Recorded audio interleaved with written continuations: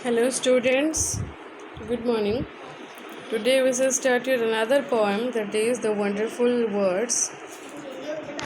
Imagine a world without language. All humans speak at least one language. The words we speak bring out our thoughts.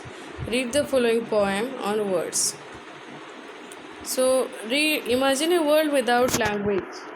हम भाषा के बिना किसी world की कल्पना भी नहीं कर सकते। भाषा के बिना कोई किसी से ना ही बात कर सकता है, ना ही अपने फीलिंग्स शेयर कर सकता है और ना ही इस दुनिया में एग्जिस्ट कर सकता है। All humans speak at least one language. हर कोई एक ना एक लैंग्वेज बोलता ही है। The words we speak bring out our thoughts. जो वर्ड्स हम बोलते हैं वो हमारी थाट्स को एक्सप्रेस करता है, बोलता है। Read the following poem on words. Words के ऊपर ये पोएम है। Never let a thought shrivel and die for want of a way to say it. For English is a wonderful game and all of you can play it. Never let a thought shrivel and die. Shrivel मतलब मुरझा जाना। कोई भी thought को मुरझाने मत दीजिए। Die मतलब मरने मत दीजिए। कोई भी थॉट आपके दिमाग में कोई भी सोच आ रहा हो, कोई भी थॉट आ रहा हो, उसको आप कभी भी मुरझाने मत दीजिए। For want of a way to say it. अगर आपके पास वर्ड्स की कमी है तो किसी भी थॉट को एक्सप्रेस करने से मत रोकिए।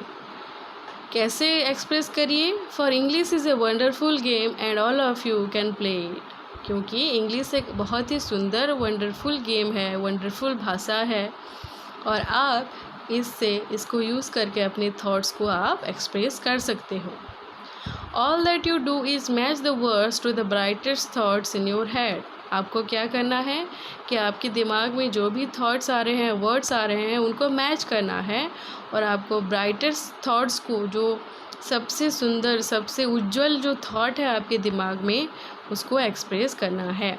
सो that they come out clear and true and handsomely groomed and fed. इससे वजह से क्या होगा कि बहुत अच्छी तरह से वो बाहर आएगा, क्लियर एंड ट्रू, बहुत साफ़ तरीके से वो सबको दिखाई देगा। Handsomely groomed and fed. Fed मतलब खिलाना, ग्रूम्ड मतलब सजाना। उसको बहुत अच्छी तरह से आप सजा कर भाषा में, वर्ड्स के रूप में आप उसको एक्सप्रेस कर सकते हैं। पर many of the loveliest things have never yet been said. क्योंकि ऐसे बहुत सारी अच्छी बातें हैं जो अभी तक बोली नहीं गई हैं। Words are the food and dress of thought. जो थॉट होता है उसका फूड और ड्रेस क्या होता है? वर्ड्स होते हैं। सो थॉट कैसे अपना रूप मिलता है, उसको कैसे वो बढ़ता है? फूड और ड्रेस की वजह से उसको मिलता है, रूप मिलता है।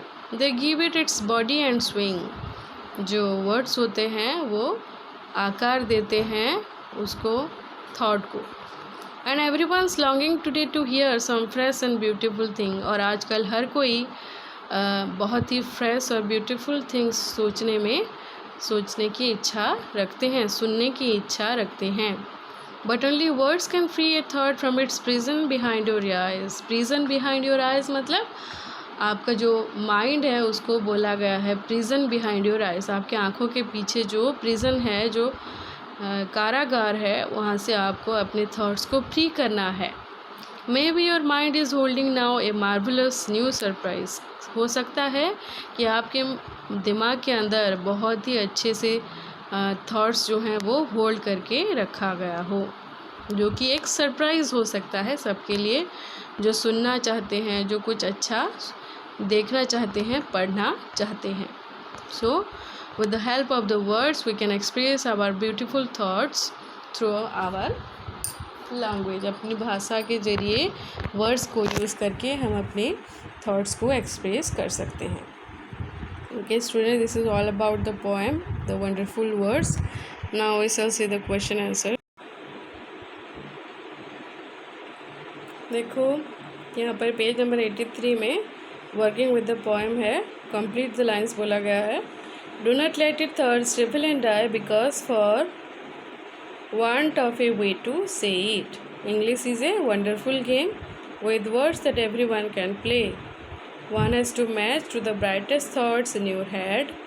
Words are the food and race of thought. अभी डिस्कस करने के लिए बोला गया है लाइन्स को. All that you do is match the words to the brightest thoughts in your head. इसका मतलब है The poet says that you only have to select words to express your thoughts present in your head. आपको सिर्फ word select करने हैं अपने thoughts को express करने के लिए. पर many of the loveliest things have never yet been said. इसका मतलब है The poet encourages readers to convert their thoughts into words and speak them as they are loveliest things that never yet been said. ऐसे बहुत सारे खूबसूरत thoughts हैं, बहुत सारे अच्छे थॉट्स हैं जो कि अभी तक बोले नहीं गए हैं. इसीलिए रीडर्स को एनकरेज कर रहे हैं पोएट कि वो अपने थॉट्स को वर्ड्स में एक्सप्रेस करें. And everyone's longing to hear some fresh and beautiful thing. इसका मतलब ये है कि all the people are listening to the same thoughts. Everyone is excited to hear some new thing, so speak your thoughts brilliantly. हर कोई एक ही बात सुन रहा है और पोएट बोल रहे हैं कि रीडर्स बहुत ही एक्साइटेड हैं कुछ नए थॉट्स सुनने के लिए. But only words can free a thought from its prison behind your eyes. So इसका मतलब ये है कि you have thoughts in your mind but it's in prison behind your eyes. You need to free thoughts by giving them words.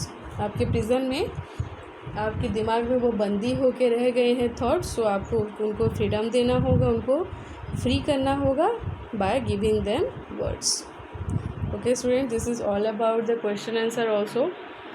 Go through the video, understand the poem and do the question answers. Thank you.